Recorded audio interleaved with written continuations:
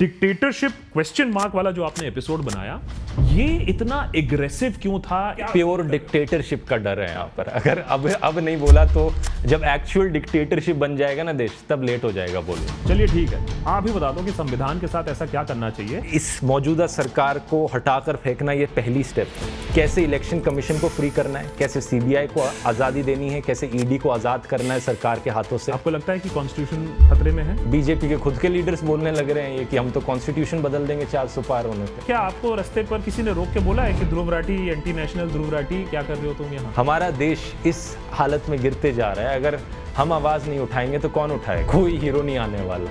आपके तार आम आदमी पार्टी से जुड़े नहीं, ये सब झूठ है, ये झूठे आरोप लगाते हैं। अगर मुझे सही में पार्टी से पैसे लेने होते तो मैं बीजेपी के पास जाता सबसे पहले। सबसे ज्यादा पैसे उन्हीं के पास है। देशभक्त के आज के हमारे कॉन्वर्सेशंस में जो गेस्ट हैं, उन्होंने आजकल थोड़ा सा तहलका मचा के रखा है। वैसे तो सोशल मीडिया के दुनिया में ही इज वेल नोन, लेकिन आजकल पॉलिटिकल गलियारों में भी उनके बारे में काफी बातें हो रही हैं। Dhruv Rathee, many thanks for joining us here on Deshbhakt conversations. Always a pleasure having a conversation with you. लेकिन आज का कॉन्वर्सेशन थोड़ा ज्यादा खास है, specially because we are just a few days away from the elections. और आपके जो आजकल वीडियो आ रहे हैं, काफी धुआंधार वीडियो चल रहे हैं। एजुकेशन से जो आपके ऑलरेडी काफी पॉपुलर वीडियो हुआ करते थे, और अब जो पॉलिटिकल वीडियोस आ रहे हैं, उनमें एक नया जोश दिख रहा है, तेजी दिख रही है, एग्रेशन दिख रहा है। तो मेरा सबसे पहला सवाल, without beating around the Bush, let's address the elephant in the room. ये जो डिक्टेटरशिप क्वेश्चन मार्क वाला जो आपने एपिसोड बनाया, ये इतना एग्रेसिव क्यों था? इसके तेवर बिल्कुल अलग क्यों थे आपके दूसरे वीडियो से? वो थोड़े से बैलेंस्ड होते हैं, थोड़ा सा एक उनमें ठहराव होता है, लेकिन इसमें थोड़ा गुस्सा ज्यादा दिखा। अब देखो, कोई भी इंसान अगर अपने देश की परवाह करता है, जो भी चीज़ें मैंने उसमें बताई, सबको जानकर शौक लग जाना चाहिए जो भी मैंने बताया। अगर आपको थोड़ी सी भी फिक्र है ना देश की, आपकी आंखें खुल जानी चाहिए। यही मैंने उस वीडियो में भी कहा था कि जो हो रहा है देश में आज के दिन, तो मेरे अंदर भी वही फीलिंग आई कि मैं भी अपना नॉर्मली एजुकेशन वीडियोस बनाते रहता हूँ, लेकिन जब मैंने देखा कि एग्जैक्टली क्या क्या हो रहा है और देश कितने संकट में है आज के दिन, तो मैंने सोचा अगर अब नहीं बोलूँगा तो कब बोलूँगा इसके बारे में, और मैं नहीं बोलूँगा तो और कौन बोलेगा अगर हर कोई चुप बैठा रहा। मैंने ये भी देखा कि ये ऐसी चीज़ें नहीं थी जो उसी वक्त हुई थी, कुछ चीज़ें थी जो पहले कुछ हो चुकी थी, कुछ महीने से हो रही थी, कुछ सालों से हो रही थी। लेकिन जब कोई दिखी ही नहीं आवाज़, तो मुझे लगा कि मुझे ही करना पड़ेगा। ये बात सही है कि आपने जो उस वीडियो में, उसमें आपका जो कलेक्शन ऑफ फैक्ट्स था वो बहुत इंटरेस्टिंग था, लेकिन ऐसा कुछ नहीं जो पहले रिपोर्ट नहीं हुआ है। एग्जैक्टली। बहुत लोगों को तब भी शौक लगा कि डिक्टेटर तो एक होता है देश में जो गलत हो रहा है उसको स्टेट करना, जो आप पहले भी कर चुके हो, हम भी करते हैं यहां देशभक्त पर। लेकिन बहुत लोगों को शौक लगा कि आपने उस वीडियो का जो टाइटल दिया, उस वीडियो का जो डायरेक्शन है, why such a hard stand भाई? किसी भी और डिक्टेटरशिप से कंपेयर कर लो आप, जो एक्चुअली में यही चीज़ मैंने उस वीडियो में कही थी। मैं ये नहीं कह रहा कि देश ऑलरेडी डिक्टेटरशिप बन चुका है, लेकिन जिस तेजी से चीज़ें हो जा रही हैं, और वो वीडियो तो कितना हो गया, 1.5 महीने पहले रिलीज़ हुआ था, 2 महीने पहले रिलीज़ हुआ था, उसके बाद भी जो चीज़ें हुई हैं, कांग्रेस के बैंक अकाउंट फ्रीज कर दिए गए, आम आदमी पार्टी के जो टॉप लीडर्स हैं सबको जेल में डाला जा चुका है बिना किसी कन्विक्शन के। तो नॉर्थ इंडिया की जो 2 सबसे बड़ी ऑपोजिशन पार्टीज़ हैं, उन्हीं को ही आप कैंपेन नहीं करने दोगे, तो किस बात की इलेक्शन हो रही है? फ्री एंड फेयर इलेक्शन है ही नहीं है, और अगर फ्री और फेयर इलेक्शन ही नहीं है तो किस बात की डेमोक्रेसी? क्योंकि इलेक्शन तो नॉर्थ कोरिया में भी होती है, रशिया में भी होती है, यही चीज़ मैंने कही थी। तो आपको डर किस बात का है कि डेमोक्रेसी नहीं रहेगी, या ब्रूटल मेजॉरिटी किसी एक पार्टी की आ जाएगी विथ पैतड़े लगाकर? डर किस बात का है? आप क्या प्योर डिक्टेटरशिप का डर है यहाँ पर। अगर चीज़ें आज नहीं बदली गई तो जैसी आज रशिया की हालत है, कोई आवाज़ नहीं उठा सकता पुतिन के खिलाफ। नवाल्नी के साथ क्या हुआ था आपने देखा है, और अभी जो अटैक वाली सिचुएशन भी हुई, पता नहीं आपने रिसेंट खबर पढ़ी कि नहीं, रशिया में एक अटैक हुआ और यूएस ने पहले से इन्फॉर्म कर दिया था उन्हें 2 हफ्ते पहले कि अटैक होने वाला है, किसी भी कॉन्सर्ट में हो सकता है। वो इतने स्पेसिफिक थे, उन्होंने रशियन इंटेलिजेंस को वार्निंग भी दी थी कि अटैक हो रहा है यहाँ पर। और अगर आप खबरें सुनोगे कि उस अटैक में क्या क्या हुआ, जो सिक्योरिटी गार्ड्स थे वो रिएक्ट नहीं कर रहे थे अटैक के दौरान, और जो सर्विसेज आनी चाहिए थी पुलिस की वो उस टाइम पर नहीं पहुंची वहाँ पर। ये वही डिक्टेटर टैक्टिक्स बार बार हमें यूज़ होती हुई दिख रही हैं। नॉर्थ कोरिया में क्या होता है, जो चीज़ें वहाँ पर हो रही हैं वो इंडिया में भी होने लग जाएंगी। आप बार बार उस वीडियो में, इस इंटरव्यू में ऑलरेडी डिक्टेटरशिप शब्द का इतने बार उपयोग कर रहे हैं आप। क्योंकि करने की ज़रूरत है यहाँ पर। अगर अब नहीं बोला तो जब एक्चुअल डिक्टेटरशिप बन जाएगा ना देश, तब लेट हो जाएगा बोलना। लेकिन कहने वाले तो ये भी कहेंगे, भक्त बनर्जी भी, मैंने उससे पूछा, वो भी ये कहता है कि भाई डिक्टेटरशिप अगर होता तो ध्रुव राठी यहाँ बैठकर डिक्टेटरशिप की बातें ना कर पाता 2 बार। तभी मैंने कहा कि अभी नहीं बना है डिक्टेटरशिप, लेकिन अगर हमने अभी आवाज़ नहीं उठाई ना तो कुछ सालों बाद वही हालत होगी। और तब आवाज़ उठाने के लिए का मौका गया। आज रशिया में आप किसी को कहो, किसी रशियन को कि भाई आवाज़ क्यों नहीं उठाता डिक्टेटरशिप के खिलाफ, या किसी नॉर्थ कोरियन बंदे को कहो भाई अपनी आवाज़ उठाओ, प्रोटेस्ट करो, वो क्यों नहीं करते? क्योंकि वहाँ लेट हो चुका है। हम यहाँ अभी लेट नहीं हुआ है और हम लेट नहीं होने दे सकते। लेकिन ध्रुव, ये भी तो है ना कि आप अपना पॉइंट ऑफ व्यू को सत्य मान के दूसरे लोगों को तो ये नहीं बोल सकते हो ना कि भैया तुम ऐसा करो वैसा करो। लोग तो खुश हैं, आप तो ये डिनाई नहीं कर सकते हो कि लोग तो बहुत मगन हैं। तो ये पॉइंट कहां से आ जाता है कि लोगों को आप बता रहे हो कि इसके लिए करो, ऐसे करो, देश डिक्टेटरशिप में है, लोग तो खुश हैं। लोग कहेंगे हम किसको वोट दे सकते हैं, ऐसा नहीं हम है कि किसको, ऐसा नहीं है कि लोग खुश हैं, लेकिन मैं कहूंगा कि बात उन तक पहुंच नहीं रही है क्योंकि पूरा का पूरा मीडिया ऑलरेडी खरीदा जा चुका है। हम लोग बचे हैं जो आवाज़ उठाने वाले हैं, हमें भी सेंसर करने की कोशिश करी जा रही है यहाँ पर। तो जब बात उन तक पहुंचेगी ही नहीं तो उन्हें कैसे पता लगेगा? अब ऐसा तो है नहीं कि मैंने कुछ नया बताया हो अपने वीडियो में, जैसा आपने कहा ना, जो भी फैक्ट्स बताए वो सब थे, न्यूज़पेपर रिपोर्ट छपी थी, लेकिन न्यूज़ चैनलों में उनकी बात नहीं हो रही थी, व्हाट्सएप यूनिवर्सिटी में उसकी बात नहीं हो रही थी, सोशल मीडिया पर उसकी बात नहीं हो रही थी। वो खबर आती थी और अखबार के 7वें 8वें पन्ने पर छपकर एक दिन गायब हो जाती थी। यही दिक्कत है। अच्छा चलो, मान लिया कि मीडिया कैप्चर्ड है, काफी हद तक इंफॉर्मेशन लोगों के पास नहीं जा रही है, लेकिन यह बात भी सत्य है कि बहुत लोगों के पास, जिनके पास पूरी इंफॉर्मेशन है, पूरा इंटरनेट है, पूरा मीडिया है, वो भी सब कुछ जानते हुए भी कहते हैं ठीक है ध्रुव राठी तुम जो बोल रहे हो ठीक है, लेकिन हम और किसको वोट दे सकते हैं, देयर इज नो ऑल्टरनेटिव। उसका क्या जवाब है तुम्हारे पास? देखो, ये तो वही बात हो गई जब अगर ब्रिटिश राज था जब देश में, कुछ लोग कहते कि अंग्रेज नहीं तो और कौन। जब देश डिक्टेटरशिप की ओर गिरता जा रहा है, कोई भी ऑप्शन यहाँ पर बेहतर ऑप्शन है। कि मान लो आप गाड़ी में बैठे हो, आपकी गाड़ी पर आग लग जाती है, आपका पहला थॉट क्या होगा? उस गाड़ी से बाहर निकलना ना। या फिर आप ये बैठकर सोचोगे यार मेरी गाड़ी पर आग लग गई, लेकिन if not this car then कौन सी गाड़ी भाई?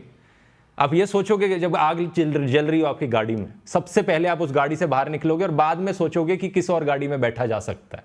ठीक है, चलो ओके, अगर ये बात कोई मानता है तो फिर सिटीजन को क्या करना चाहिए? वो अपने आप को अभी ये आप क्या उनको ये बोलने की कोशिश कर रहे हो कि वो जलते हुए गाड़ी में है, वो क्या करें? जलते हुए गाड़ी से फिर क्या करें? मैं सीधा सीधा कहूंगा कि वो गाड़ी जा रही है पोलिंग बूथ की तरफ, वो जल रही है, हाँ बताइए फिर क्या करें वो? अभी आज के दिन जो ऑप्शंस बचे हैं देश को डिक्टेटरशिप की ओर गिरने से बचाने के, वो कम होते जा रहे हैं। मीडिया पूरा बिक चुका है, इलेक्शन कमीशन के ऊपर प्रेशर है, सरकार चुनती है उन्हें, ईडी सीबीआई जैसी एजेंसीज की कोई रेपुटेशन रह नहीं गई है। सुप्रीम कोर्ट के जजेस के ऊपर इतना प्रेशर पड़ता है कि जब सुप्रीम कोर्ट के जजेस रिटायर हो जाते हैं तभी वो खुलकर बात कर पाते हैं, और जो एग्जिस्टिंग जजेस हैं वो खुलकर डिसीजंस भी नहीं ले पा रहे हैं। और ये इलेक्टोरल बॉन्ड्स का तो सिर्फ एक डिसीजन था जो उन्होंने सरकार के खिलाफ लिया हो, लेकिन कितनी ऐसी और चीज़ें हैं, उन पर अपना प्रेशर है। तो बचा कौन यहाँ पर? बस हम और आप जैसे लोग बचे। जो इस वीडियो को देख रहे हैं वो लोग बचे, देश के नागरिक। और 2024 की ये इलेक्शन यही आखिरी मौका है हम सब के लिए, वोटिंग की ताकत से देश को बचाने का, देश की डेमोक्रेसी को बचाने का। तो सीधा सीधा मैं कहूँगा कि अगर हमें देश को डिक्टेटरशिप की ओर गिरने से बचाना है तो वोट करो जाकर, और अपने आसपास के लोगों को बताओ वोट करें, उन्हें बताओ कि देश आज किस हालत में है। और एक एक व्यूअर जो इस वीडियो को देख रहा है वो सोचना कि आपके पास कितनी ताकत है। अगर हम कितने 1 करोड़ लोग हैं सब्सक्राइबर्स आपके, मेरे मिलाकर होंगे, उससे भी ज़्यादा हैं वैसे, लेकिन अगर हर एक इंसान अपने आसपास के 100 लोगों को बताए सच कि क्या चल रहा है, डिक्टेटरशिप की हालत क्या है, अपने आसपास 100 लोगों को कन्विंस करने की कोशिश करे कि देखो देश यहाँ इस हालत में गिर जाएगा अगर हमने कुछ नहीं किया तो जाकर वोट करो। वोट कैसे करना है, किसी का वोटर आईडी नहीं बनाया, उन्हें बताओ क्या करना है। तो एक एक इंसान 100 पर भारी पड़ सकता है, और ये 1 करोड़ लोग सभी 100 करोड़ लोगों को जागरूक कर सकते हैं। आपको सोशल मीडिया पर इतना भरोसा है कि आप सोशल मीडिया पर नहीं, देश के नागरिकों पर इतना भरोसा है, जो हम लोगों को देख रहे हैं आज के दिन लोग, उन पर इतना भरोसा है। आपको यंगस्टर्स बहुत देखते हैं, ये तो एनालिटिक्स यूट्यूब ही बता देगा। हम लोग ये बात भी करते हैं कि कैसे हमारे पेरेंट्स की जनरेशन को व्हाट्सएप ऑलरेडी खा चुकी है, क्योंकि वो व्हाट्सएप देख देख के उनका दिमाग और भेजा फ्राई हो चुका है।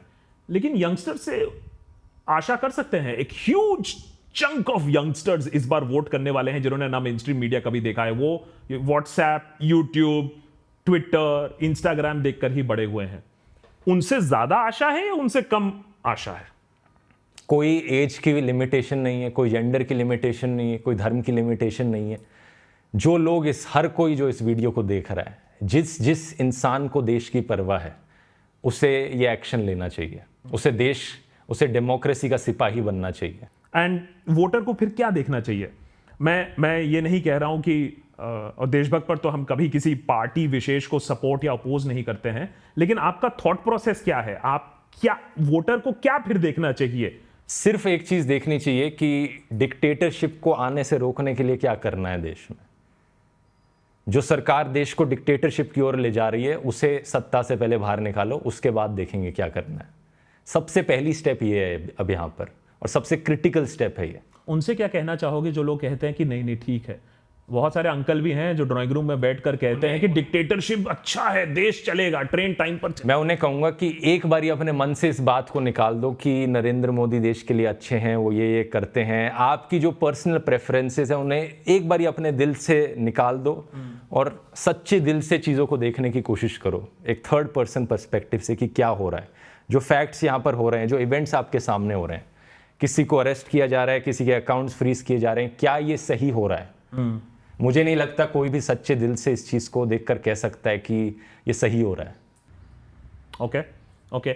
और हमें अब सवाल भी आपके लिए आए ध्रुव, मेरे इसमें से जितने सवाल मैं पूछूंगा मेरे ख्याल से 90% हमारे मेंबर्स के सवाल हैं। ओके। और उसमें से एक बहुत बार एक सवाल रिपीट हुआ है कि ध्रुव से ये बात पूछो कि ये जो डेमोक्रेसी की बात करता है, ये जो डिक्टेटरशिप वाला वीडियो बनाया, ये अभी ईवीएम, ये इलेक्शन कमीशन के बारे में जो वीडियो बनाया, इलेक्टोरल बॉन्ड के बारे में जो वीडियो बनाया, लेकिन अल्टीमेटली अगर हम एक होकर एक तरफ वोट नहीं करेंगे तो शायद कोलिशन गवर्नमेंट आ जाएगा। और इस चीज का बहुत बड़ा एक डर है कि कोलिशन गवर्नमेंट आने से देश का विकास रुक जाएगा। ये एक बहुत ही बड़ा मिसकंसेप्शन है कि देश का विकास रुक जाएगा, क्योंकि अगर आप हिस्ट्री चेक करोगे कोलिशन गवर्नमेंट्स की और जो मेजॉरिटी गवर्नमेंट्स हैं उनकी, तो आपको दिखेगा जो सबसे ज़्यादा हमें डेवलपमेंट देखने को मिली है देश में, जो सबसे प्रोग्रेसिव कानून देश में आए हैं, वो कोलिशन गवर्नमेंट के ईयर्स में ही आए हैं। चाहे वो अटल बिहारी वाजपेयी की सरकार हो या फिर यूपीए गवर्नमेंट की सरकार हो। उससे पहले जब मेजॉरिटी गवर्नमेंट पावर में थी तब कुछ ना कुछ उन्होंने डिक्टेटोरियल करने की कोशिश करी है, जैसे कि इंदिरा गांधी की हो या राजीव गांधी की हो। तो और ये एक दूसरा परसेप्शन जो लोगों का गलत होता है कि स्टेबिलिटी खत्म हो जाएगी देश में अगर कोलिशन गवर्नमेंट आ गई। तो मैं पूछना चाहूँगा कि स्टेबिलिटी है कहाँ देश में? आज एक इंसान तो बैठा सब कुछ चला रहा है, ईडी उसके हाथ में, सीबीआई उसके हाथ में, सुप्रीम कोर्ट के जजेस पर प्रेशर वहाँ से पड़ता है, कोई इंस्टीट्यूशन तो बचा ही नहीं। क्या स्टेबिलिटी बची है देश में? किस चीज़ की स्टेबिलिटी बची है? मीडिया को बोलने का हक नहीं बचा। कल को आप क्या कपड़े पहनते हो, आप किस टाइप का खाना खाते हो, किस टाइप की फिल्में देखते हो, ये भी वो ऊपर से बताएगा। अगर ऐसा होता है कि कल कोई और सरकार आती है, या फिर अगर ऐसा कल कोई होता है कि आपको बोला जाता है कि भाई ध्रुव राठी आप इतने वीडियो बनाते हो, चलिए ठीक है, आप ही बता दो कि संविधान के साथ ऐसा क्या करना चाहिए जिससे ये डिक्टेटरशिप। ये बड़ा अच्छा सवाल है, क्योंकि जैसा मैंने कहा कि इस मौजूदा सरकार को हटाकर फेंकना ये पहली स्टेप है। दूसरी स्टेप है, जो भी नई सरकार आएगी, हमारा काम तब से शुरू होगा, आपका और मेरा। हमें उन पर प्रेशर बनाना होगा कि एग्जैक्टली क्या क्या कानून पास किए जाएं जिससे कि इंस्टीट्यूशंस का इंडिपेंडेंस वापस आ सके और आज के बाद देश कभी भी इस हालत में वापस ना गिर सके। कैसे इलेक्शन कमीशन को फ्री करना है, कैसे सीबीआई को आज़ादी देनी है, कैसे ईडी को आज़ाद करना है सरकार के हाथों से, ये सारे कानून बिल पास करने के लिए हमें प्रेशर बनाना पड़ेगा, जो भी नई सरकार बनेगी उस पर। मैं ये नहीं कह रहा हूं कि आप किसी पार्टी का नाम लो या किसी पार्टी की तरफ लोगों को पुश करो, because that's not our job.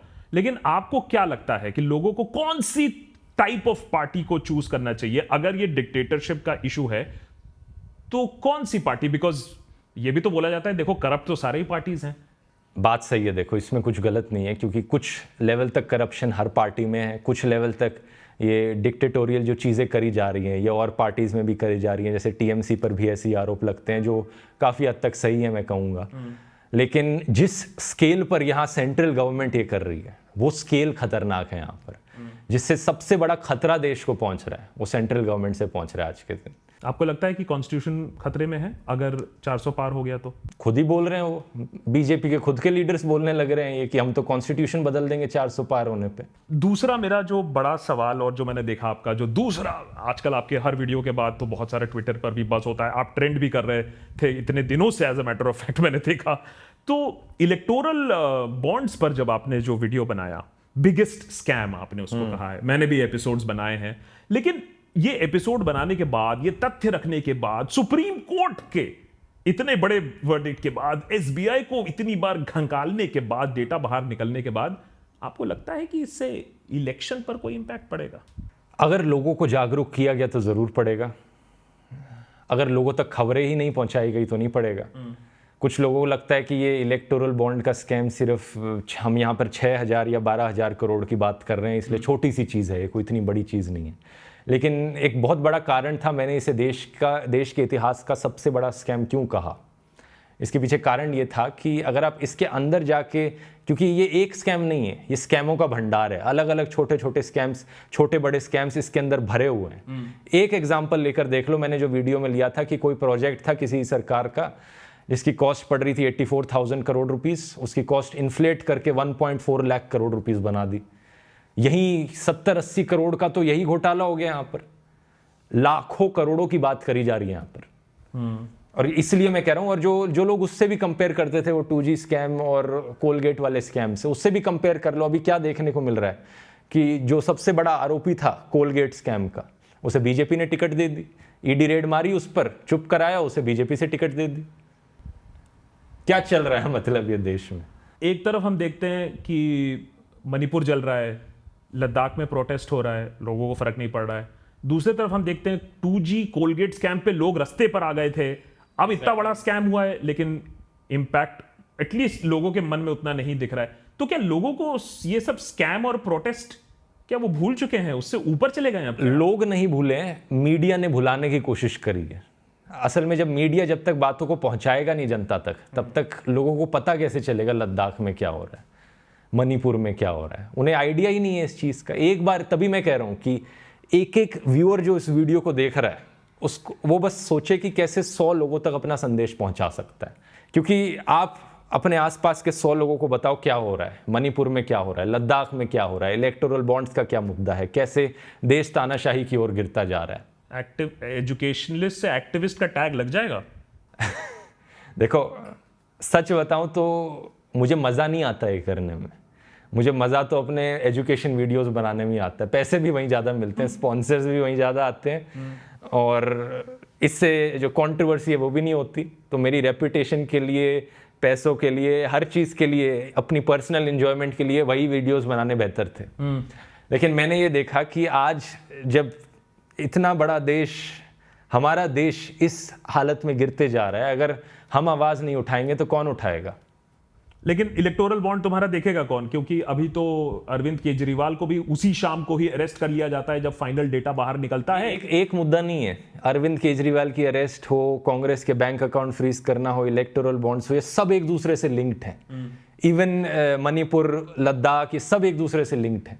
Kejriwal के अरेस्ट में भी वो जो मनी ट्रेल की लिंक निकल कर आई है वो भी इलेक्टोरल बॉन्ड्स के थ्रू ही रिवील हुई कि वो बीजेपी तक पहुंचती है। जो पहला अक्यूज था उस स्कैम का, उसने बीजेपी को 50 करोड़ दिए और केजरीवाल पर आरोप लगा दिए। यही सब चल रहा है देश में। तो ये सारी चीज़ें एक दूसरे से लिंक्ड है जो होने लग रही हैं। लोगों को जो सच पहुंचाना है वो ये कलेक्टिवली बताना पड़ेगा कि क्या हो रहा है यहाँ पे। अगर हमारी जो डेमोक्रेटिक इंस्टीट्यूशंस हैं, अगर वो अपना काम ठीक से करती तो क्या ये 100 लोगों को बताने की जरूरत पड़ती, ये एक्टिविज्म करने की जरूरत पड़ती क्या? तब नहीं पड़ती।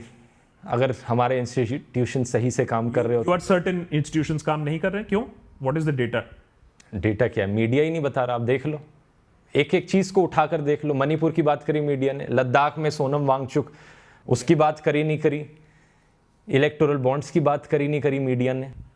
बहुत सारे कमेंट्स आ रहे थे कि एक डिफीटिज्म भी है, क्या होगा, इलेक्टोरल बॉन्ड्स का तुमने खबर बाहर कर दिया तो क्या होगा, एक ही तो पार्टी है, ऑपोजिशन की तो हालत इतनी खराब है, वोट ही नहीं करते हैं, या वोट करते हैं चलो गुस्से में हम नोटा करेंगे, तो उनसे क्या कहेंगे जो नोटा पर मोहर लगाएंगे? देखो, नोटा का मतलब है नन ऑफ द अबव। इसका मतलब आप एक न्यूट्रल स्टैंस ले रहे हो, जो भी आज देश में हो रहा है उस पर एक न्यूट्रल स्टैंस ले रहे हो। लेकिन सोचकर देखो, अगर आपके बगल वाली बिल्डिंग में आग लगी हुई है और आप उस पर नोटा का बटन दबाते हो, वहां पे न्यूट्रल स्टैंस का मतलब क्या होगा? कि आप चुपचाप खड़े रहते हो, कुछ नहीं करते, किसी को नहीं बताते, बिल्डिंग को ऐसे ही जलते रहने देते हो। ये होगा नोटा का मतलब। यहां पर भी नोटा का मतलब यही है कि देश डिक्टेटरशिप की ओर गिर रहा है, आपको परवाह ही नहीं है देश की, आप नोटा का बटन दबा रहे हो और कहते हो मैं तो न्यूट्रल हूं। आप आशा करते हो, मैं भी आशा करता हूं कि लोग इस इंटरव्यू को देखें, ये बात माने, लोगों को एजुकेट करे। मीडिया खबर नहीं पहुंचा रही है, ये इसमें तो मेरे ख्याल से एक चीज पर तो डिबेट मेरे ख्याल से कोई भी नहीं करेगा, होपफुली, पता नहीं आज के देश में क्या है, इस पर तो नहीं कि करते कोई मीडिया नहीं इन्फॉर्म कर पा रही है। हमें जो पसंद नहीं करते हैं वो भी मैं इतना तो कहते हैं कि हाँ भाई हम तुम्हें देखते हैं क्योंकि खबर हमें मिलती है। लेकिन एक तरफ आप एजुकेट करने की कोशिश कर रहे हो, इन्फॉर्म करने की कोशिश कर रहे हो, लेकिन ध्रुव राठी, आपको यह भी मालूम है कि आपकी जितनी भी पॉपुलैरिटी हो या जितने भी लोग आपका वीडियो देख ले, एक और पूरा तबका है ऑफ इन्फ्लुएंसर्स जो गर्ल्स, गन्स, गैंग्स, फाइट्स दिखाकर पॉपुलर होते हैं, यहां तक कि पुलिस को इंटरवीन करना पड़ता है उनके यूट्यूब एक्टिविटीज पर, लेकिन वो बहुत पॉपुलर हैं, उनकी बहुत पुल है और इनको भी पॉलिटिकली अप्रोप्रिएट किया जा रहा है। एक तरफ आप लोगों को डिक्टेटरशिप के बारे में बता रहे हो, उधर ही वो डिक्टेटोरियल फोर्सेस इनके साथ बैठ के यूट्यूब वीडियोस भी बना रही है। उससे कैसे हराओगे ध्रुव? ये तो लोगों को सोचना होगा कि किस व्यूअर को, किस यूट्यूबर को वो देखते हैं, किस इन्फ्लुएंसर से प्रेरित होते हैं। मेरी तरफ से बस इतना ही कहना होगा कि आप जब किसी भी चीज़ को देख रहे हो, किसी भी वीडियो को देखते हो यूट्यूब पर, किसी इन्फ्लुएंसर को फॉलो करते हो या टीवी पर कुछ देखते हो, अपने दिमाग को डस्टबिन की तरह ट्रीट मत किया करो, क्योंकि जो भी आप देखते हो उसका इम्पैक्ट आपके मन पर पड़ता है। अगर आप ये देख रहे हो कि इन्फ्लुएंसर्स गन्स का शो ऑफ कर रहे हैं या ड्रग्स का शो ऑफ करते हैं, तो क्या चीज़ें आप सीख रहे हो उनसे? डिस्ट्रक्टिव हैबिट्स जो है, नफरत फैलाना, आपके मन में क्या आता है उनको देखकर। तो मैं तो यही कहूँगा, अब किसी भी चीज़ को देखने से पहले जज किया करो। बिग बॉस के बारे में मैंने यही कहा था कि सोचो क्या मिल रहा है आपको देखकर। एंटरटेनमेंट के मतलब पर यह नहीं कि दिमाग को डस्टबिन की तरह बना दो। इनका होल्ड तो है, दैट यू एडमिट, आपसे ज्यादा है। होल्ड है क्योंकि आपसे ज्यादा है, होल्ड है क्योंकि लोगों को कंट्रोवर्सी देखनी पसंद होती है असल में। और ज्यादातर लोग जो इन्हें देखते हैं बस इसलिए देखते हैं कि अरे अब क्या नया बवाल कर दिया इसने, चलो देखो अब क्या कलेश हो गई यहाँ पर। मजा आता है उन्हें वो कंट्रोवर्सी देखने में। कोई इसलिए नहीं फॉलो कर रहा है क्योंकि मैं दिल से सपोर्ट करता हूँ, इससे कुछ नया सीखने को मिलेगा इससे मुझे। वो बस ड्रामे के लिए देखते हैं लोगों ने। ध्रुव राठी की आर्मी है क्या? नहीं, मेरी कोई आर्मी नहीं है। आर्मी सिर्फ एक है देश में, इंडियन आर्मी। बहुत सारे जो अभी ऑफ लेट मैं देख रहा हूँ कि यूट्यूबर्स को, और इतना बजट भी है सरकार के पास, तो बहुत सारे यूट्यूबर्स जो पॉलिटिक्स नहीं करते हैं वो पॉलिटिकल कमेंट्री कर रहे हैं, इंटरव्यूज बहुत सारे हो रहे हैं। आपका भी एक लिंक जोड़ा जाता है, जैसे मैं आकाश बनर्जी हूं तो फिर मैं तो ममता बनर्जी का भतीजा हूं, किसी को मैं ना भी समझाऊं, आप मैं ही बोल देता हूं हाँ भाई ठीक है तुम ही सही बोल रहे हो। उसी तरीके से आपके तार आम आदमी पार्टी से जुड़े होते हैं, चाहे आप डिनाई करो या नहीं करो। तो ये तार कब से जुड़े ये बता दो, आज एडमिशन, आज आप भी बता दो पहले कब जुड़े ये तार। पहले वाले सवाल पर दो सवाल हैं यहाँ पे। पहला आपका सवाल ये है कि जो बाकी इन्फ्लुएंसर्स ये कर रहे हैं, मुझे लगता है उसके पीछे उनका सेल्फिश मोटिव है कि लोग मोस्टली लोग अपने सेल्फ प्रिजर्वेशन के लिए देखते हैं। उन्हें अगर दिखता है कि सच के लिए आवाज़ उठानी यहाँ पर ज़्यादा मुश्किल है, उन्हें इससे कुछ इफेक्ट पड़ेगा, शायद उनके ऊपर इनकम टैक्स की रेड हो जाएगी या ईडी आ जाएगी उनके पास, और दूसरी तरफ यहाँ ऑप्शन है कि चुपचाप बैठे रहो, सरकार की तारीफ करो, अवार्ड दे देंगे हम आपको, स्टेज पर आकर प्राइम मिनिस्टर से मिलने का मौका मिलेगा, इतनी तारीफ कर दी जाएगी, तो आसान ऑप्शन है वो चुनना। अंगूर खट्टे है ना, आपको अवार्ड नहीं मिला इसीलिए आप ये कह रहे हो। मैं सही बताऊं, अगर कोई पार्टी मुझे पैसे दे रही होती अगर मुझे सही में पार्टी से पैसे लेने होते तो मैं बीजेपी के पास जाता सबसे पहले। सबसे ज़्यादा पैसे उन्हीं के पास है, मुझे अवार्ड भी मिलता, मेरी स्टेज पर तारीफ भी होती, मेरे लिए तो बहुत ही आसान ऑप्शन है वो करना। और लेकिन आप में फकीरी नहीं है। मैंने वो ऑप्शन इसलिए नहीं चुना क्योंकि मुझे सही में देश की परवाह है। मैं अपने सेल्फिश मोटिव्स को सेकंड प्रायोरिटी दे रहा हूं और सबसे ऊपर मैं देश को लगा रहा हूं यहां पर, क्योंकि मुझे देश की परवाह है। इसलिए मैं ये मुश्किल द रोड नॉट टेकन है ना, वो ले रहा हूं यहां पर। हाँ, लेकिन वो रोड आम आदमी पार्टी तक तो गई नहीं, ये सब झूठ है, ये झूठे आरोप लगाते हैं क्योंकि इनके पास कुछ बोलने को नहीं होता। मैं बता दूं, ये क्लियर कर देता हूं, क्लियर शब्दों में कह रहा हूं, ना मैं किसी पॉलिटिकल पार्टी का मेंबर हूं, ना कभी था, ना किसी पॉलिटिकल पार्टी ने मुझे आज तक पैसे दिए और ना मैंने किसी पॉलिटिकल पार्टी से आज तक पैसे लिए। मुझे ऑफर जरूर आए हैं इसके, आए हैं। हाँ, एक साउथ में कोई पार्टी थी, उसके चीफ मिनिस्टर ने मुझे इनवाइट किया था कि पैसे देकर इंटरव्यू कर लो। मैंने रिजेक्ट कर दिया, किसी पॉलिटिकल पार्टी से पैसे नहीं लेने। और तीसरा, ना मेरे परिवार में किसी का भी पॉलिटिकल कोई रिलेशन है। ये भी बड़ी झूठी खबरें फैलाई जाती है। मैं एक बारी कोरा पर किसी ने आंसर में लिख दिया था कि मेरे पापा तो उनकी कोई फैक्ट्री थी, कांग्रेसी थे वो या कुछ था, कोई पॉलिटिकल पार्टी, उनकी फैक्ट्री बंद करा दी करप्शन की वजह से, इसलिए बीजेपी से मैं आज नफरत करता हूँ। ऐसी ऐसी कहानियां बनाते हैं लोग। तो ये पूरी कहानी बनाई हुई है। और एक तो ये एग्जाम्पल हो गया। अब दूसरा, आपने देखा होगा आजकल क्या फैलाने लग रहे हैं ये कि मैं इंडियन हूँ ही नहीं, मैं पाकिस्तानी हूँ, मेरी बीवी पाकिस्तानी है। मैसेज है ना, आपने देखा होगा वो मैसेज, स्क्रीन पर जरूर दिखाना व्यूअर्स को कि क्या क्या बकवास लिखकर ये व्हाट्सएप फॉरवर्ड्स में फैलाते हैं। एडिटर लगा देगा। तो जो भी पर्सनल अटैक्स मुझ पर किए जा रहे हैं, ये सब एक डाइवर्जन है, क्योंकि मेरी बातों का इनके पास कोई जवाब नहीं है, फैक्ट्स को काउंटर करने का इनके पास कोई तरीका नहीं बचा, इसलिए ये सब चीजें कर रहे हैं। बट ये जो तरीके होते हैं, झूठ फैलाना, गाली बकना, ये काफी इफेक्टिव भी होता है। तो आप पर इफेक्टिव नहीं रहा है, आप कह रहे हो कि जब आपको पाकिस्तानी बोला जाता है या आपके वाइफ के ऊपर सवाल उठाए जाते हैं या उसे गाली बकी जाती है? जो लोग इसे फॉरवर्ड करते हैं उन्होंने अपना मन पहले से बना रखा होता है कि यार हमारे लीडर के बारे में कुछ इसने बोल दिया, पक्का कुछ ना कुछ रिलेशन होगा, पक्का कोई तो फंडिंग कर रहा होगा इसकी, ये उनके मन में आता है। तो फंडिंग कहीं से तो आती होगी ना फिर। अरे नहीं आती ना, यही तो मैं कह रहा चैनल हूं। तो चलाना है ना, चैनल चलाना से फंडिंग आती है, फिर स्पॉन्सर से फंडिंग आती है। रूल्स के अकॉर्डिंग वीडियोस में जो स्पॉन्सर होते हैं, मुझे बोलना होता है कि स्पॉन्सर है, हैशटैग ऐड भी लिखा आता है, जब मैं उन्हें स्पॉन्सर करता हूं वहां से फंडिंग आती है। ओके, सो लेकिन वो व्हाट्सएप मैसेज जरूर दिखाना आप व्यूअर्स को, क्योंकि उससे पता चलता है कि जो लोग इन व्हाट्सएप मैसेजेस को फॉरवर्ड करते हैं वो सोचते भी नहीं करने से पहले, थोड़ा सा पढ़ लें कि वहां पर क्या लिखा हुआ है, उसी से पता लग जाएगा कि कितनी बकवास है ये। लेकिन आपको लगता है कि इवन अगर ये बकवास है, लोग आजकल व्हाट्सएप पर कुछ भी मानने को तैयार हो जाते हैं, कुछ हो जाते हैं, भी। लेकिन वो उनके जो प्री कंसीव्ड उनकी आइडियोलॉजी है उसी के अकॉर्डिंग वो चीज़ें शेयर करते हैं, फॉरवर्ड करते हैं। तो बस मैं कहूँगा कि थोड़ी सी कॉमन सेंस यूज़ किया करो व्हाट्सएप फॉरवर्ड्स करने से पहले। बहुत जो सवाल आए हैं हमारे डिस्कॉर्ड सर्वर पे और हमारे यूट्यूब चैनल पर और पेट्रियन पर, एक बहुत कॉमन सवाल है कि देखो हमें ध्रुव का काम बहुत अच्छा लगता है, लेकिन ध्रुव तो बाहर जर्मनी में बैठकर, आपको जैसे आपके ट्रोलर जर्मन शेपर्ड भी बोलते हैं, तो जर्मनी बैठ के बात करता है, यहां आकर बात करो, तो इनको क्या जवाब? ये फिर से वही बात हो गई कि मेरी बातों का जवाब नहीं है तो कुछ नई चीज बना दी, कोई नई गाली बना दी यहाँ पर बोलने के लिए। सुभाष चंद्र बोस भी जर्मनी में जाकर काम करते थे, क्या उन्हें भी जर्मन शेपर्ड बोलोगे? नेताजी सुभाष चंद्र बोस ने भी किसी जर्मन ऑस्ट्रियन से शादी करी थी, क्या इस रीजन की वजह से उन्हें भी वो बोलोगे? ये सब डाइवर्जन के तरीके हैं, जैसा मैंने कहा। और एक सेकेंड, हम ये इंटरव्यू का कर रहे हैं नहीं, क्या? हम आपके घर में कर रहे हैं ना, तो क्या मैं आपके घर में रहता हूँ? जर्मनी में तो नहीं है। हाँ ठीक है। So you are saying that अगर आप यहाँ रहते तो यही तेवर से बात करते हैं ध्रुव? कोशिश तो यही रहती मेरी। या फिर कहीं ना कहीं एक जर्मन डेमोक्रेसी का जो इम्पैक्ट है, लिबरल, हाँ, एग्रेसिव ऑपोजिशन होना चाहिए, एक जर्मन डेमोक्रेटिक वैल्यूज तो कहीं नहीं आ गए आपके अंदर? क्योंकि लोग तो खुश हैं, कहते यही डेमोक्रेसी है, यही मदर ऑफ डेमोक्रेसी, ऐसी चलती है।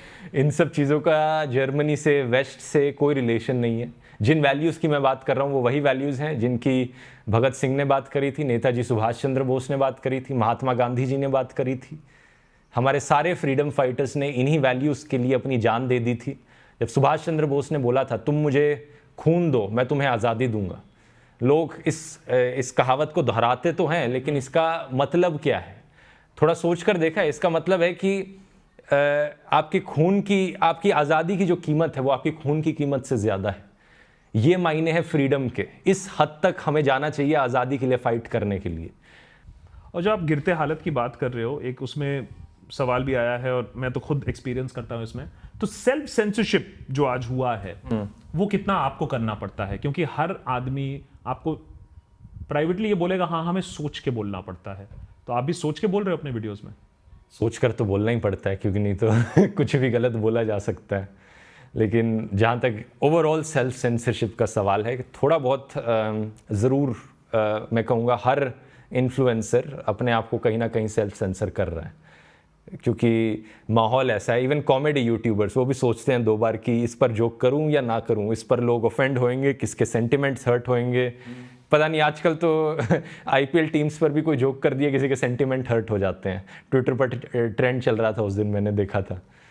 तो हर कोई कुछ हद तक सेल्फ सेंसर कर रहा है अपने आप को, लेकिन मेरी कोशिश यही है कि जितना खुलकर मैं बोल सकूं उतना खुलकर बोलने की कोशिश कर रहा हूँ। YouTube में एक सबसे ज़्यादा जो सवाल आपका आया है आपके ऊपर, इस बहुत क्लियरली लोग आपको काफ़ी टाइम से जो फॉलो कर रहे हैं वो एक ट्रिजेक्टरी देख पाए हैं आपकी वीडियोस की, कि कहीं ना कहीं उनका मानना है कि ध्रुव ने बीच में आशा छोड़ दी थी, वो पॉलिटिकल वीडियो से एजुकेशनल वीडियो पे चले आए हैं और अब इलेक्शन से पहले काफ़ी ज़्यादा एग्रेसिव तरीके से वापस आए। तो उनका सवाल ये है कि ये एग्रेशन जो आ रहा है ये कहीं टाइमिंग की वजह से तो नहीं है कि आप सिर्फ एक टाइमिंग देखकर ये वीडियोस ऐसा कर रहे हो, या there is more to it? क्योंकि एजुकेशन छोड़कर आप वापस पॉलिटिक्स में काफी एग्रेसिवली आप वीडियोस बना रहे हो, क्यों? मेरा पैशन जो है वो एजुकेशन वीडियोस बनाना है। पॉलिटिक्स के वीडियोस अब मैं जो बना रहा हूँ ये मजबूरी की वजह से बना रहा हूँ, मजबूरी आसपास की हालातों को देखकर। और जब ये करोगे, कहाँ एजुकेशन वीडियो में आराम से रिस्पेक्ट भी मिलेगा, सिविल सर्वेंट एस्पिरेंट्स भी आपको देखेंगे, लेकिन यहां आपको गाली गलौच मिलेगा, थ्रेट्स मिलेंगे। एग्जैक्टली। तो कितना आपको इंपैक्ट करता है? क्योंकि प्रॉब्लम यह है कि जो सही बात बोलना चाहता है, जो एक प्रोग्रेसिव बंदा है या लिबरल बंदा है या ग्लोबल आउटलुक वाला बंदा है, वो 5 गालियां खा के वो चुप हो जाता है। हर किसी को यही सोचना चाहिए कि देखो, देश को बचाने के लिए ऐसा तो है नहीं कि कोई आसमान से आकर टपकेगा। फिल्में देखकर लोगों को लगता होगा कि कोई हीरो आ जाएगा जो देश को बचा लेगा। कोई हीरो नहीं आने वाला, ये मैंने सोचा है। और इसको लेकर एक फ्रेज हो सकता है कि मैं नहीं तो और कौन, हम नहीं तो और कौन। आपकी टी शर्ट पे लिखा है we the people of India, हम ही इंडिया हैं, हम नहीं तो और कौन देश को बचाएगा। How to handle this trolling? आपकी चलिए मोटी चमड़ी है, मेरी भी कभी कभी हो ही जाती है, इतने दिनों से हो गई है, लेकिन एक नॉर्मल बंदा क्या करेगा जब इतनी उसको ट्रोल किया जाएगा? अरे फैमिली मेंबर्स और एलुमनाई ग्रुप नहीं छोड़ते हैं, बाकी तो आप आईटी सेल को मारो गोली, यहां तो फैमिली वाले पीछे पड़ जाते हैं। तो उनको क्या बोलोगे कि अगर वो सच बोलना भी चाहे तो क्या करें? देखो, हर किसी को कन्विंस करने की कोशिश मत करो। जो बहुत ही किसी इंसान ने बिल्कुल ठान ली है कि वो अपना मन नहीं बदलेगा, तो दूसरे पर मूव करो। क्योंकि इंडिया में अभी भी एक बड़ा सेक्शन है, 20-30% वोटर्स का, जो नॉन पॉलिटिकल है। उन लोगों को कन्विंस करने की कोशिश करो। अपने आसपास जाओ, झुग्गी झोपड़ियों में जाकर देखो, अपने हाउस हेल्पर्स को बताओ देश में क्या हो रहा है। सब अपने आसपास के दुकानदारों के पास जाकर देखो, उन्हें बताने की कोशिश करो क्या हो रहा है। रीच आउट करो ज़्यादा से ज़्यादा लोगों को अपने मोहल्लों में, अपने नेबरहुड्स में। और अगर कोई नहीं मानता है तो ठीक है, नहीं मानता, अगले आदमी पर मुड़ जाओ। आप जो कह रहे हो ना रीच आउट, तो उसी तरीके से रीच आउट तो डिजिटल मीन से भी हो सकता है कि अगर एक ध्रुव राठी ने भी अगर एक चैनल अपने बूते पर खड़ा किया था तो दूसरे लोग भी कर सकते हैं। शुरुआत आपने फिर क्या सोच के किया था जब ये चैनल आपने स्टार्ट किया था? तब व्हाट वाज द इंस्पिरेशन उस समय? किसको इन्फॉर्म करना था, किसको एजुकेट करना था, जो आप मोबाइल फोन लेके चल पड़े? नहीं, शुरू में तो जो ऐसी वीडियोस बनाए थे मैंने कुछ, जो सबसे पहला वीडियो था वो एक वाटर पार्क का वीडियो था। फिर मैंने कुछ ऐसी मूवी के ट्रेलर्स एडिट करके डाले। वीडियो एडिटिंग मुझे पसंद थी, एज अ पैशन मैं वो कर रहा था। ठीक है। फिर धीरे धीरे मुझे पॉलिटिक्स में इंटरेस्ट आया, एजुकेशनल वीडियोस बनाने में इंटरेस्ट आया। तो जो भी मेरा पैशन था बस मैंने वही फॉलो किया, मैं कहूँगा। और यूट्यूब वीडियोस बनाने में मुझे मज़ा आता है, इसलिए मैं बनाता हूँ। सिंपल सी बात है। तो जो इनिशियल पॉलिटिकल वीडियोस बनाए थे वो क्या सोच के बनाए थे कि देश में कोई चेंज लाओगे? पैशन था, मैं कहूँगा। मुझे बहुत मोटिवेशन था मेरे अंदर इसके ऊपर बोलने का। जो बात दिल से निकल रही थी, बस मैं वो उसे करना चाहता था। और स्टार्ट कैसे किया था? क्या हार्डवेयर लेके स्टार्ट किया था? सिर्फ एक स्मार्टफोन था मेरे पास। And then when did you get a camera? फिर कितने फॉलोअर्स के बाद कैमरा लिया? कैमरा तो बहुत बाद लिया है, शायद से 2020-21 के बाद। नहीं, बिकॉज मुझे बहुत सारे लोग पूछते हैं कि यूट्यूब चैनल स्टार्ट करने के लिए कौन सा कैमरा खरीदूं, बहुत बार सवाल। अच्छा, नहीं, इसके लिए कैमरा खरीदने की ज़रूरत नहीं, स्मार्टफोन भी काफ़ी हो सकता है इनिशियली, क्योंकि जब तक मेरे 2 मिलियन फॉलोअर्स नहीं हो गए थे तब तक मैं स्मार्टफोन से शूट कर रहा था चीज़ों को। और जो व्लॉग्स हैं, जो बड़े हाई क्वालिटी व्लॉग्स हैं, वो भी सिर्फ स्मार्टफोन पे शूट किए जाते हैं। कोई एक्सटर्नल माइक जैसे यहाँ आप यूज़ कर रहे हो ये भी नहीं किया जाता। तो सब कुछ स्मार्टफोन से करना पॉसिबल है, एडिटिंग भी स्मार्टफोन से करनी पॉसिबल है। तो इसका मतलब है जो आप कह रहे हो लोगों को रीच आउट किया जा सकता है, वो एक छोटी सी फैमिली भी हो सकती है। मैं फौज वर्ड यूज नहीं कर रहा हूँ। एक छोटी सी फैमिली भी हो सकती है जो अपने इंस्टाग्राम पर भी लोगों को इंपैक्ट करने की कोशिश कर सकती है। बिल्कुल कर सकती है। उनको क्या चाहिए? अगर आपका मैसेज कोई बोले कि नहीं चलिए हम इंस्टाग्राम पे 1 मिनट वीडियोस बनाएंगे और लोगों को एजुकेट करेंगे अगले 1 महीने तक कि वोट करो, सही करो, कुछ नहीं चाहिए उन्हें, बस कैमरे में देखकर बोलना है, इतना सिंपल है। लेकिन अगर आप प्रॉपरली यूट्यूबर बनने की कोशिश कर रहे हैं, कंटेंट क्रिएटर बनने की कोशिश कर रहे हैं, तो कुछ और चीज़ें हैं जिनके बारे में आपको सोचना होता है। लाइक जैसे कि किस नीश में आप जाएंगे, एग्जैक्टली कौन सी स्किल्स पर आप फोकस करेंगे। इसकी मैंने डिटेल में बात अपने यूट्यूबर वाले कोर्स में करी है, जो तीसरा कोर्स मैंने भी रिलीज़ किया है। वो इसी पर फोकस्ड है कि अगर आपको कंटेंट क्रिएशन को अपना करियर बनाना है या पार्ट टाइम जॉब बनाना है तो ये आप कैसे कर सकते हैं। इनफैक्ट मैं आपके व्यूअर्स को एक डिस्काउंट भी देना चाहूँगा, अगर किसी को कोई इंटरेस्टेड है आपके देशभक्त व्यूअर्स में से उस कोर्स को खरीदने में। देशभक्त है आपका चैनल, तो देश40 DESH 40 कूपन को इस्तेमाल करें वो, तो उन्हें 40% ऑफ मिलेगा इस कोर्स पर। इसका QR कोड आप यहाँ डाल सकते हो या इसका लिंक नीचे डिस्क्रिप्शन में भी डाल सकते हो। तो उस कोर्स में मैंने यही समझाया कि आप नीश अपनी कैसे चुन सकते हो और किन चीज़ों पर आपको फोकस करना चाहिए एक सक्सेसफुल यूट्यूबर बनने के लिए। और आपको अभी सबसे ज्यादा किस चीज पर फोकस करना पड़ता है जब आप वीडियोस बनाते हो, given the times that we live in? किस चीज पर सबसे ज्यादा फोकस करना पड़ता है? अब ऑब्वियसली लाइटिंग और ऑडियो पर तो उतना फोकस नहीं जितना कुछ और चीजें हैं। नहीं, मैं कहूँगा हर चीज़ पर फोकस करना पड़ता है। एक बहुत ही लंबा प्रोसेस है। पहले देखो, स्क्रिप्टिंग, रिसर्चिंग से शुरू होता है, scripting, filming, video editing, reviewing the video, analysing the video. एक इस लंबे प्रोसेस में हर छोटी छोटी चीज़ पर मैं फोकस करता हूँ और उन्हें इम्प्रूव करने की कोशिश करता हूँ। तो ऐसा नहीं है कि कोई एक स्पेसिफिक एस्पेक्ट पर ज़्यादा फोकस करने की ज़रूरत है। And why should somebody believe in you? Because Dhruv, बहुत सारे लोग ऐसे भी सवाल करते हैं कि नहीं यार, हम तो इस पर विश्वास नहीं करेंगे, हम तो कुछ अपना ही देखेंगे। आप पर विश्वास क्यों करे आदमी? मत करो मेरे ऊपर विश्वास। मैंने कभी नहीं कहा कि मेरे ऊपर विश्वास करो। बस जो फैक्ट्स मैं आपको वीडियो में दिखा रहा हूँ उन पर गौर करो। क्योंकि वीडियो में हमेशा किसी ना किसी न्यूज़पेपर क्लिपिंग का इस्तेमाल किया जाता है। मैं यहाँ पर सेकेंडरी सोर्स हूँ। प्राइमरी सोर्स वही है जो इन्वेस्टिगेटिव जर्नलिस्ट मेहनत से आज भी काम कर रहे हैं, जिनकी ज़्यादा बात नहीं करी जाती है, जो अखबारों के 7th 8th पेज पर खबर छप रही है, उन्हीं को ही मैं निकाल कर आपके सामने रख रहा हूँ यहाँ पर। तो आप खुद से फैक्ट चेक करके देखो कितना सच बोल रहा हूँ, मेरी बात में कितना सच है। खुद से अपने सोर्सेज को देखो, खुद उन अखबारों पे जाओ, प्राइमरी सोर्सेज को इवैल्यूएट करो और जज कर लो। एक चीज होता है कि लोग ये गोदी मीडिया बहुत देख रहे हैं, और दूसरा होता है, मेरा तो पर्सनली मानना है कि वेब में काफी इंटरेस्टिंग इंफॉर्मेशन है, जर्नलिज्म हो रहा है। तो आप अपने व्यूअर से क्या कहते हो? उन्हें क्या देखना चाहिए? चलो, ध्रुव राठी का तो एक एपिसोड आता है, हफ्ते में 2 आ जाएंगे, 3 आ जाएंगे, बाकी टाइम वो क्या देखेगा? What would you tell them? क्या कंज्यूम करने के लिए? इंफॉर्मेशन कंज्यूम करने के लिए वो क्या देखे? देशभक्त देखे। ये तो प्लग हो गया, चलिए ठीक है। बट इंफॉर्मेशन है, यू आर सेइंग दैट जो काम आपका होता है या हमारा होता है, जो हम रिसर्च करते हैं, जिसके काम पर हम बेस करते हैं, तो वो इंफॉर्मेशन है क्या? लोग नहीं देख रहे हैं? क्योंकि मैं काफी बार देखता हूं कि इंफॉर्मेशन है लेकिन कंजम्पशन नहीं है। प्रॉब्लम कहां है? एटीट्यूड की थोड़ी सी मैं कहूँगा कि जो ट्रेडिशन है हमारा वो यही था कि न्यूज़ जो है वो टीवी में देखी जाएगी। हमारी पिछली जनरेशन्स भी वैसा ही करती थी, तो आज भी लोग वही फॉलो करते हैं कि अगर न्यूज़ देखनी है तो अखबार पढ़ो या टीवी में देखो। तो सोशल मीडिया को as a source of information ज़्यादा कंसिडर नहीं किया जाता है। अब ये चीज़ बदल रही है और इसलिए मैं कहूँगा कि लोगों का थोड़ा फोकस इस पे लाने की ज़रूरत है। और ये आपके साथ कितनी बार हुआ है कि चलो ठीक है, आपने बहुत मेहनत किया, फैक्ट दिखा, ये वो, उसके बाद वीडियो निकलने के बाद फैक्ट में चेंज आ गया, नया फैक्ट आ गया, नया इन्फॉर्मेशन आ गया, आपका वीडियो उल्टा पड़ गया, ऐसा होता है? बिल्कुल होता है ऐसा जब भी होता है मैं पिंड कमेंट में या डिस्क्रिप्शन में मेंशन कर देता हूँ कि अब ये चीज़ बदल गई है, या वीडियो में मैंने ये चीज़ गलत बोल दी थी, अनइंटेंशनल मिस्टेक थी, वहाँ पर मैं मेंशन कर देता हूँ। इनफैक्ट ऐसी गलतियों को मिनिमाइज़ करने के लिए मैंने एक पूरा सिस्टम बनाया है, मैंने एक एक्सेल फाइल बनाई है जो पिछले वीडियोस की मिस्टेक्स को नोट डाउन करती है, जिसमें मैं लिखता हूँ कि किस टाइम स्टैम्प पर क्या गलती थी, क्यों वो गलती हुई, किसकी गलती थी टीम में, और क्या इंटेंसिटी थी उस गलती की, ठीक करने के लिए क्या किया उस गलती को।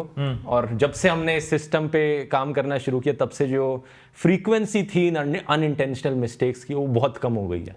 मैंने फेक न्यूज़ फैलाते थे, इसका मतलब? नहीं, फेक न्यूज़ नहीं फैलाता था। अनइंटेंशनल मिस्टेक और इंटेंशनली फेक न्यूज़ फैलाने में बहुत फ़र्क है। अनइंटेंशनली कुछ गलतियां हो जाती थी, कहीं पढ़ने में गलती हो गई, कहीं बोलने में गलती हो गई। जैसे कई बारी मैं 29 ईयर्स लिखा था एज वहाँ पे किसी की एक वीडियो में, तो मैंने उसे 39 पढ़ दिया, ऐसी गलतियाँ हो गई। तो इन सब चीज़ों को मैंने रिकॉर्ड किया, देखा क्यों ये गलतियाँ हो रही हैं, कैसे हम इन्हें रिव्यू के वक्त करेक्ट कर सकते हैं, और अब ये बहुत कम हो गई हैं। पहले वीडियोस में ज़्यादा होती थी, अब बहुत कम हो गई हैं पहले के कंपैरिजन में। तो आपकी टीम कितनी बड़ी है? मैंने 50-100 लोग हैं, कितने लोग हैं? 50-100 तो नहीं है, 10 हैं, 10-11 हैं मैं कहूँगा। So you are saying that 10 लोगों के साथ एक YouTube channel mainstream media के नैरेटिव को compete कर सकती है? बिल्कुल कर सकता है, क्योंकि हमारे पास सच की ताकत है, हमारे पास वो पैशन है जो मेन स्ट्रीम मीडिया के पास नहीं है, और हमें देश की फिक्र है, उनको बस अपनी फिक्र है। और विद द चेंजिंग टेक्नोलॉजी बहुत सारे जो यंगस्टर्स हैं वो एक ही, मैंने मुझे हर दिन, आई एम श्योर आपको भी बहुत सारे मेल्स आते होंगे, और अभी आपके इंटरव्यू के समय भी उन बहुत सारे लोगों ने ये सवाल पूछा है कि एज ए यंगस्टर आपका वीडियो तो हमने देखा, हमने पॉलिटिक्स समझा, लेकिन हम अपने लाइफ के साथ क्या करेंगे, क्योंकि यहाँ ना जॉब्स की प्रॉब्लम है, करियर की इश्यूज हैं, AI is also stepping in. Youth को पॉलिटिक्स सोचने से पहले अपना लाइफ के बारे में भी सोचना इतना उन लोगों को स्ट्रेस लग रहा है, तो पॉलिटिक्स कहाँ से देखेंगे वो? बात ठीक है, पहले अपनी लाइफ पर भी फोकस करना चाहिए ऑब्वियसली, और उन्हें अपने करियर के बारे में भी सोचना चाहिए, और जैसे जैसे ज़माना बदल रहा है उन्हें उसके साथ अडेप्ट करना चाहिए मैं कहूँगा। आजकल आर्टिफिशियल इंटेलिजेंस के आने की वजह से बहुत सारी जो नौकरियां हैं उन पर असर पड़ेगा। बहुत सी ट्रेडिशनल नौकरियां, और जो जिसमें कॉलेज जाते थे या पढ़ाई करते थे, आपको लगता था कि अब गारंटी हो जाएगी जॉब मिलने की, अब ये ज़माना चला गया, क्योंकि चीज़ें इतनी तेज़ी से बदल रही हैं। आपको एक ऐसा माइंडसेट रखना होगा कि आप हर बार सीखते रहो कुछ ना कुछ, नेवर स्टॉप लर्निंग। ये मोटो को हमेशा यंगस्टर्स को याद रखना चाहिए कि आप जिस भी पॉइंट पर हो अपने करियर में, नई चीज़ें सीखते रहो, नई टेक्नोलॉजीज़ के बारे में, नई स्किल्स सीखते रहो, तो हमेशा आप टॉप पर रहोगे इन सब के। आपको जब वीडियोस बनाते हो तो कभी लगता है कि अगर इन सब चीज़ों के बारे में डिस्कशन हो, मैंने कौन से वीडियोस में सबसे ज़्यादा आपको ट्रैक्शन दिखता है? क्या जो रियल कोर इश्यूज हैं, जिसको आप मानोगे कोर इश्यूज हैं, एम्प्लॉयमेंट है, इन्वेस्टमेंट्स है, एफडीआई है, उन पर ट्रैक्शन मिलता है, या फिर एजुकेशनल और हिस्ट्री, उन सब टॉपिक्स पे ज़्यादा ट्रैक्शन मिलता है? अब तो दोनों पर ही मिलता है, ऐसा तो नहीं है कि कोई एक पर ज़्यादा मिलता है मैं कहूँगा। लेकिन अगर आप एंटरटेनमेंट वर्सेस एजुकेशन को कंपेयर कर रहे हो तो ऑब्वियसली एंटरटेनमेंट पे ज़्यादा व्यूज़ आते हैं। वो आप जनरली यूट्यूबर्स के पर्सपेक्टिव से भी देख सकते हो, या टीवी शोज़ के पर्सपेक्टिव से भी देख सकते हो कि ज़्यादा लोगों को एंटरटेनिंग चीज़ें देखनी पसंद है, जैसे क्रिकेट देखना हो गया या बिग बॉस देखना हो गया। और एजुकेशनल प्रोग्राम्स कितने लोग देखते हैं, उनकी संख्या कम होती है। और इसके पीछे कई और कारण हैं, जैसे कि लोगों को एक एस्केपिज्म चाहिए होता है अपनी लाइफ में, तो एंटरटेनिंग मूवीज़ लोग ज़्यादा प्रेफर करते हैं देखना as compare to serious educational movies. तो यूथ से क्या कहोगे जो यही एस्केपिज्म देख रहे हैं, एस्केप कर रहे हैं, गन्स, गर्ल्स, देखो देख रहे हाँ, कुछ हद तक एस्केपिज्म सही है, उसमें कुछ गलत नहीं है। मुझे भी कई बार एस्केपिज्म करने का मन करता है कि ये सब जो हो रहा है इससे मैं दूर जाऊं और किसी और चीज़ पर फोकस करूं, दिमाग को रिलैक्स करने के लिए, ठीक है। लेकिन जिस चीज़ में आप एंटरटेनमेंट ढूंढ रहे हो, बस ये देखो कि वो चीज़ आपके लिए डिस्ट्रक्टिव है कि नहीं आपके माइंड के लिए। तो बिग बॉस और इन चीज़ों के कंपैरिजन में आप एंटरटेनमेंट क्रिकेट खेलने में भी कर सकते हो अपना, बाहर स्पोर्ट्स खेलने जाओ, आपके लिए एंटरटेनमेंट के लिए और बहुत अच्छी फिल्में भी हो सकती हैं, घटिया फिल्में देखने की जगह एंटरटेनमेंट के ऑप्शंस की कमी नहीं है। अब अच्छी फिल्म लाइक केरला स्टोरी,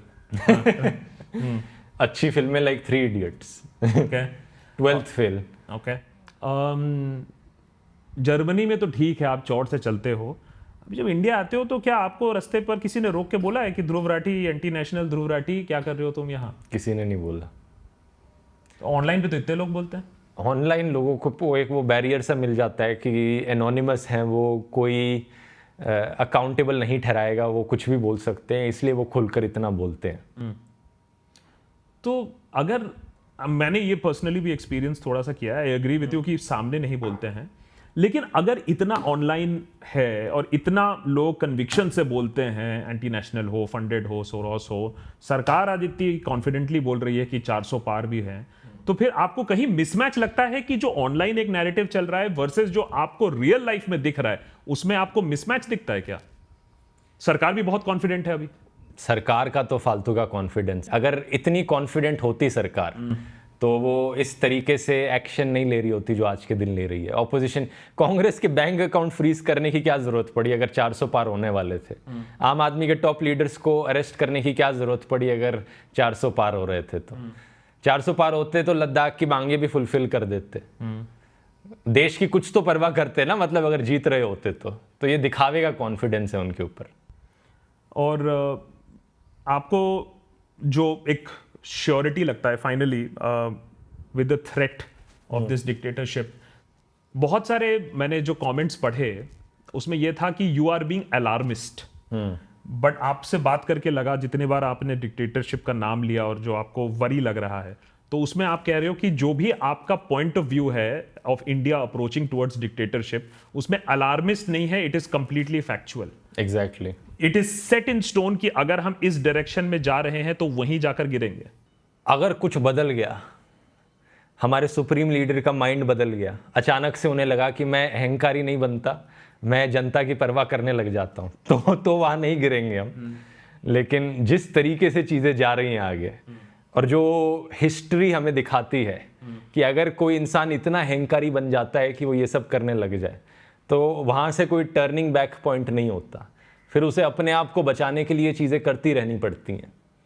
नहीं तो किम जोंग उन तीसरी जनरेशन का डिक्टेटर है, उसे तो कुछ लगना चाहिए था कि चलो बहुत हुआ डिक्टेटरशिप, अब डेमोक्रेसी लाते हैं देश में। क्यों नहीं करता वो ऐसा? और आप क्योंकि इतना इंटरनेशनली ट्रैवल करते हो, एक बहुत बड़ी चीज जो बोली जाती है कि देश की छवि बहुत बदल गई है, बहुत ज्यादा सम्मान आने लगा है। भाई मैं तो इतना ट्रैवल नहीं करता हूं, आप बहुत ज्यादा ट्रैवल करते हो, तो ऐसा हुआ है क्या पिछले 5 सालों में लोग आते हैं आपके ऊपर और बोलते हैं अरे अरे अरे अरे आप तो इंडिया से हैं, आपका पासपोर्ट देख के ही एकदम मंत्रमुग्ध हो जाते हैं? एज एन इंटरनेशनल ट्रैवलर क्या आपको लगा है कोई डिफरेंस? कुछ भी नहीं हुआ ऐसा।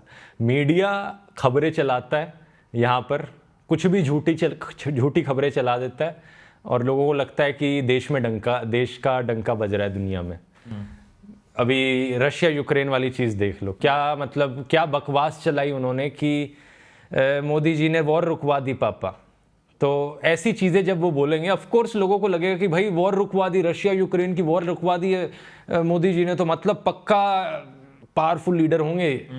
ऐसे झूठ जब टीवी पर चलाए जाएंगे, बार बार दोहराए जाएंगे, फिल्में भी बनाई जाएंगी इन चीज़ों के ऊपर, ऑफ कोर्स लोगों को लगेगा कि दुनिया भर में चर्चा होती है। लेकिन जब सच्चाई इसकी कंप्लीटली ऑपोजिट है, बाकी कंट्रीज इंडिया को क्रिटिसाइज कर रही हैं इसकी वजह से, आज के दिन सरकार की वजह से, मोदी सरकार की वजह से हमारे देश की रेपुटेशन नीचे गई है आज के दिन दुनिया में।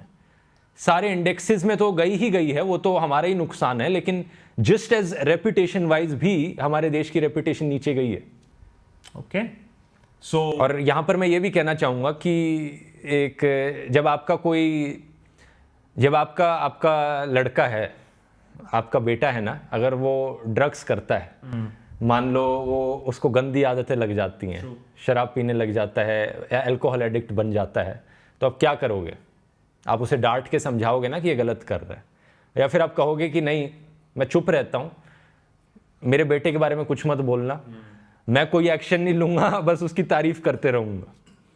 आपको दिख रहा है कि वो पर्सनल लाइफ में नीचे जाता जा रहा है, लेकिन आप कुछ नहीं बोलते, आप कहते हो कि भाई सब चंगा है, और कोई उसे क्रिटिसाइज करने को बोलता है मेरे बेटे को कुछ मत कहना। ये पागलपंती है ना। यही चीज लोग देश के साथ कर रहे हैं जो कर रहे हैं। जब देश नीचे जा रहा है तो उसे यहाँ सरकार को डांट कर, क्रिटिसाइज करके देश को इंप्रूव करना है, लेकिन वो नहीं कर रहे हैं। वो कह रहे हैं देश नीचे जा रहा है, जाते रहने दो, हमें तो तारीफ ही सुननी है बस। क्योंकि उनका मानना है कि हमने किसी को वोट दिया है तो हम उनके खिलाफ नहीं बोल सकते। आपने अपने बेटे को जन्म दिया है आप अपने बेटे को डांटते हो कि नहीं डांटते? या ये बोलोगे कि मैं अपने बेटे के खिलाफ कुछ नहीं बोल सकता क्योंकि मैंने उसे जन्म दिया है, भाई मेरा बेटा है, वो जो वो करेगा मैं अंधाधुंध उसे सपोर्ट करूंगा। वो ड्रग्स लेता है, ड्रग्स लेने दो। कोई भी अगर ऐसा कहेगा तो कोई दूसरा इंसान उसे पागल कहेगा। तो देश के लिए यही स्टैंडर्ड्स क्यों नहीं होते? तो मैं एक चीज फाइनली आपसे पूछूंगा कि जब मैंने देखा है बहुत सारे लोगों ने ऑलरेडी अपने आप को बैलेंस करना शुरू कर दिया है, मान लिया है कि आएगा कौन, आप एक different point of view hold करते हो कि आपने कोई रिजाइन नहीं किया है और आप अभी भी एकदम डटे हो। बिल्कुल डटा हूं, क्योंकि मुझे देश के सिटीजन्स पर भरोसा है। और अगर कुछ लोगों को ये वीडियो देखकर लगे या इंटरव्यू देखकर लगे कि मुझे भरोसा नहीं है, उनका भरोसा उठ चुका है, तो मैं बस ये कहूंगा, बस अपने ऊपर भरोसा करो। आप 100 लोगों को कन्विंस करो। हर एक व्यूअर, इस वीडियो को देखने वाला अपने आसपास के 100 लोगों को अगर कन्विंस करने की कोशिश करेगा, बात पहुंचाने की कोशिश करेगा, देश बदल जाएगा। क्योंकि देश कौन है आखिर? हम ही लोग तो हैं देश। किससे भरोसा उठा है? अपने ऊपर से ही भरोसा उठ गया है क्या? अपने ऊपर भरोसा करो बस। मुझे अपने ऊपर भरोसा है, आपको अपने ऊपर भरोसा होना चाहिए। इस व्यूअर को, इस वीडियो को देखने वाले 10 मिलियन लोगों को अपने ऊपर भरोसा होना चाहिए। उन 1 करोड़ लोगों को अगर अपने ऊपर भरोसा हो गया ना कि वो बदल सकते हैं चीज़ों को, तो देश भी बदल जाएगा। इसमें तो खैर एब्सोल्युटली कोई डाउट नहीं है। और आएगा जो, जाएगा जो, उससे ज्यादा है कि भरोसा अपने ऊपर रखना है। आई थिंक इस चीज पर कोई डिबेट नहीं हो सकता है। आई जस्ट होप लोग इतनी सी बात डेफिनेटली समझ ले कि भाई वो अपना करे, जो भी हो सिचुएशन, चाहे वो कोर्ट्स का हो, मीडिया का हो या ऑपोजिशन का हो, कम से कम अपनी बात आगे रखो और अपने देश के बारे में सोचो। Dhruv, it's amazing, so thanks so much for having this conversation. I just hope इससे लोगों को भी थोड़ी बात समझ में आए। Thank you so much. Same. Thank you.